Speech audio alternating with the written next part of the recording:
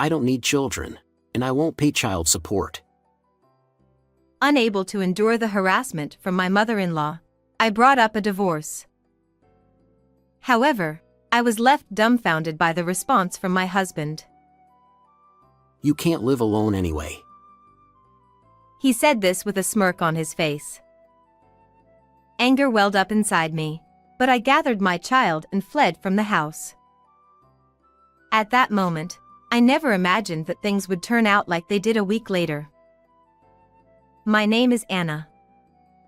I'm a 25-year-old housewife.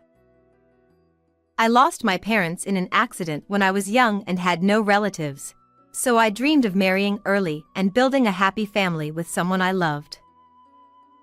After graduating from university, I met my husband, Liami, at the company where I worked, and was attracted to his straightforward attitude. We started dating and eventually got married. My mother-in-law treated me like her own daughter, so living with her at my in-laws' house was not a burden. I had a reliable husband and a kind mother-in-law. Eventually, I gave birth to our long-awaited son. However, the modest happiness I had finally obtained did not last long. After giving birth, both my mother-in-law and my husband stopped helping around the house completely. Our newborn baby was adorable but required attention for everything, and I was left to manage household chores and childcare alone, leaving me physically and mentally exhausted. Despite seeing me in this state, she ignored my struggles, and it was taken for granted that my husband sided with her. They had always been very close, having been a mother and son duo for so long, which I used to envy before we got married. However, as I observed them daily, I realized how abnormally attached they were to each other. Anna, how come there's so much dust around when you're always at home? She forcefully scraped up a speck of dirt from a corner of the room with her finger, then approached me and rubbed it on my cheek. What are you doing? Instead of making that indifferent face, put more effort into cleaning. Mom's right. Clean it up again. Whenever they criticized me, it was always a joint effort. However, this was still tolerable compared to the times when I was subjected to unbearable verbal abuse. Furthermore, my mother-in-law, even when looking at her son, would sigh and say things like, I don't need a grandchild who isn't even that cute. She maintains a good outward appearance and is skilled at maintaining good relationships with neighbors, so no one around us knows the true situation at our home. Until I discovered her true nature, I too had the impression that she was cheerful and caring, and I thought my husband's fearless personality was a positive trait inherited from her. However, I never expected that these two would change so drastically after our marriage, and I gradually found myself feeling more and more cornered. One day, my mother-in-law, who seemed unusually in a bad mood, took a bite of some prepared food and spat it out. I can't eat something this awful. Your taste buds are off. With that, she angrily threw away all the dishes that were there into the trash bin. I was left standing there, dumbfounded. What are you staring at? Hurry up and remake it. She kicked the nearby trash bin with a loud clang, startling my son, who then burst into tears. Without hesitation, she walked toward the baby crib with a contemptuous expression on her face. I instinctively stepped between her and the child, but she pushed me aside and peered into my son's face. Why is he so noisy? What grudge does he have against me for giving birth to such an ugly grandchild? It was unbearable to see her nerves being frayed, potentially putting harm to my child. Exhausted, I could only weakly apologize, saying, I'm sorry. I mean, even someone like her managed to raise a husband all on her own. I repeated this to myself, hoping I could somehow manage to get along with her. But as I thought about it, I realized that continuing like this would hurt my child. So, I decided to talk to my husband about it. That evening, as I was preparing his dinner upon his return home, "I'm sorry, but your mother threw away the food I made today, so there's only something simple." But before I could broach the subject of what had happened that day, he cut me off and displayed his anger. Huh? After a long day at work, you can't even serve a proper meal? It's not that simple. Then why don't you tell your mother to stop harassing me? You're just a useless wife. That's why it's a problem. Don't you have any intention of handling things on your own without relying on others? Despite my desire to find some way to compromise with my mother-in-law and seek advice from him, I was treated coldly. Unable to withstand his words, tears overflowed, and I ended up sitting there in silence. "Why did you marry me then?" Well, I needed someone to cook, clean the house, and do the laundry, didn't I? It would be pitiful to make my mom do all the housework, right? His unapologetic remark left me speechless. In other words, I married you to have a servant. As he chuckled at his words, any desire I had to trust him vanished in an instant. I can't connect with this person emotionally. I was overcome by a sense of despair, as if I had wandered into a pitch-black tunnel. After that, my mother-in-law repeatedly harassed me. The endless abuse continued day after day, and my heart was worn out. One day on my way home from shopping, I stopped in front of a railroad crossing with my child in my arms. I thought to myself, if I just jumped in, I might get relief. I was thinking about that as I stood in front of the descending barrier. I heard a loud thumping sound for a few seconds before the train arrived. When I came back to myself, I felt a chill run down my spine as I was horrified by my thoughts. I knew that I would not be able to protect not only myself but also my child's life if I continued like this. I headed for a certain place. That evening, after finishing their meal, my husband and mother-in-law left the cleanup to me and relaxed in the living room. I approached them slowly. They must have noticed the intense expression on my face as I stood before them. Yet, they both merely glanced at me and then turned away. Taking a deep breath, I calmly spoke up. "I've reached my limit. Please, let's get a divorce." They looked surprised at my words, but quickly exchanged glances and shook their heads with an air of disbelief. Can you survive on your own if you leave me? Stop saying nonsense and go wash the dishes. My husband responded dismissively, seemingly not taking my statement seriously. Sitting next to him on the couch, my mother-in-law chuckled disdainfully. "I just need your signature now."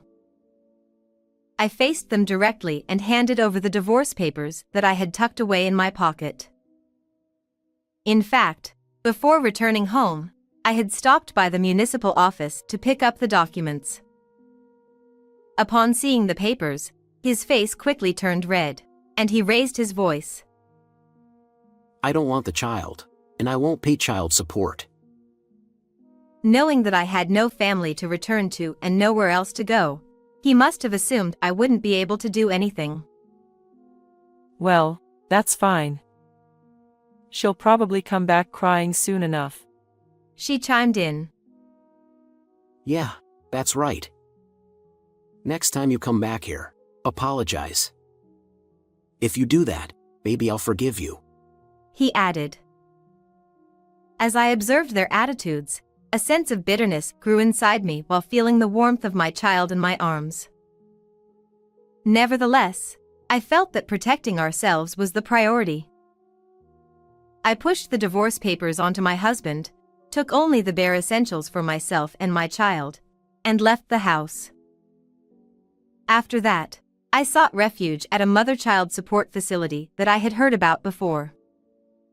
With the assistance of the facility, I began preparing to live independently and start a new life.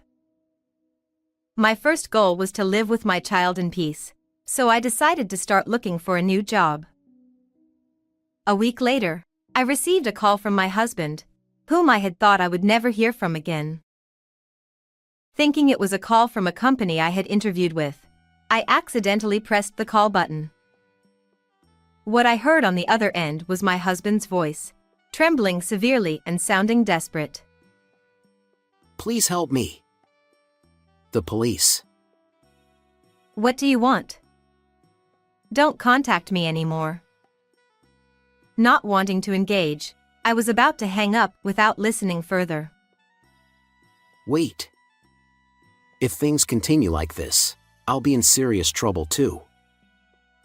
Indeed, behind his desperate plea, there was a commotion in the background. Although I initially hung up without further discussion, I became curious due to his strange demeanor and decided to go check it out nearby. What caught my eye there was the unusual sight of multiple police cars surrounding my in-laws' house. Amid the chaos, I spotted my husband in a flustered state, rushing towards me. After he explained the situation to me, I was speechless with disbelief. Life at their home had deteriorated drastically since I left. Unable to manage any household chores, he neglected cleaning, leaving the house in disarray. He didn't even sort the trash properly and would accumulate it without proper disposal, leading to daily complaints from neighbors. My mother-in-law, angered by criticism directed at her beloved grandson, sometimes even stormed over to the neighbors' houses to complain. This revealed her true nature, and witnesses started noticing her previously undisclosed intimidating behavior. Consequently, her reputation in the neighborhood deteriorated rapidly day by day. He had a disgruntled expression as he spoke.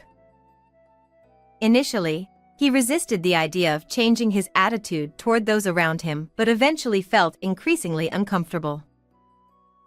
On this particular day, he mentioned advising his mother to alter her behavior. Then my mom started screaming and getting angry. She threw dishes and caused a scene, which frightened me, so I ran away.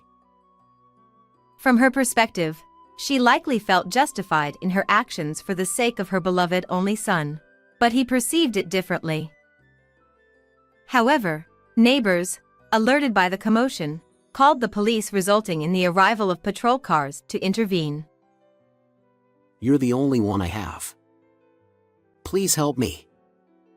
Come back. His pitiful plea, disregarding everything he's done before and seeking help. How convenient for you. You're just troubled because you no longer have a maid to do the housework, right? Come on, please. I won't complain about your awful cooking or the kids' noisy crying anymore. I'll even overlook the fact that you left on your own. Despite his almost crying face, I could sense no remorse in his words, only frustration. You don't understand what you did wrong, do you? Or maybe you don't even think you did anything wrong. Saying this, I brushed off his desperate plea. Perfect timing. Did you sign the divorce papers I left before leaving? I'm going to submit them to the office, so bring them now. Wait a minute. Are you serious? How do you plan to live after leaving me? You've always looked down on me, but I can live with my child alone. Don't say that. You're just being stubborn, right? I'm still willing to forgive you. He probably truly believes this from the bottom of his heart. It seems his selfishness is deeply ingrained. I have nothing I need to be forgiven for, and I don't need you. Just go ahead and do whatever household chores you're not good at and live like a servant. What did you say? Even my mom was strict with you because she cared about you, and yet you're so ungrateful. Can't you understand how my mom feels? Facing my assertive stance, He now started to shift the blame onto his mother. Always portrays himself as the victim, trying to blame others for everything. Your mom cares about me? I don't think so. Come to think of it, even in the early days of our marriage, she always wanted things done her way. So, what are you then? Blaming your mom who did things for you. Well, that's... It's hopeless with you too, isn't it? And this is the result, isn't it? Pointing out the chaos around us, I looked firmly at him. I had no intention of gauging the reactions of this man exposing his pitiful state or the angry expressions of my mother-in-law rampaging inside the house. I'm not their possession or their servant anymore. Amidst the gathering of neighbors who had heard the commotion, I apologized to them and the police, saying, "I'm sorry for causing a disturbance." Then I added, "I have no relation with these people. If you want to know more, please talk to them," and left the scene. Left behind, my husband continued to shout grievances, while from inside the house came the sound of my mother-in-law hurling accusations and the shattering of glass. Afterward, I received the signed divorce papers from my husband and successfully ended the marriage. I claimed a settlement of $10 million, including compensation and child support. My husband and mother-in-law severed their ties due to that incident. He moved away to escape the cold stares of neighbors, struggling to find steady work at his new place and continuing to make payments while doing day labor. I heard that even in his rundown apartment, he couldn't manage household chores, accumulating trash and causing problems with neighbors. My mother-in-law, too, lives a solitary and quiet life, feeling lonely. On the other hand, with support from many people, I secured a job after going through interviews, marking a fresh start. Each time I see my child sleeping in the bed, my determination to live surges. I aim to carve out my future with my strength and cherish these peaceful days above all else. How did you find this story? Don't forget to subscribe to the channel. Well then, let's meet in the next video.